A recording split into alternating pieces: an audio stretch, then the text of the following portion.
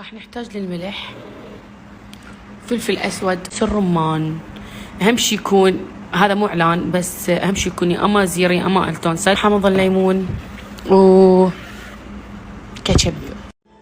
هاي بجدريه شو خليت نص دجاجه وخليت عليها كاتشب وليمون، وراح اخلي كاري، وراح اخلي كركم، وعندكم بهارات مندي خلوه يطلع كلش طيبه وياها، وكالعاده الفلفل الاسود اللي اني اطحنه، وهنا بصل، قصدي بصل وفلفل اخضر وبوتيته همات مكعبات. امي راح تسويها هسه وتجيبها.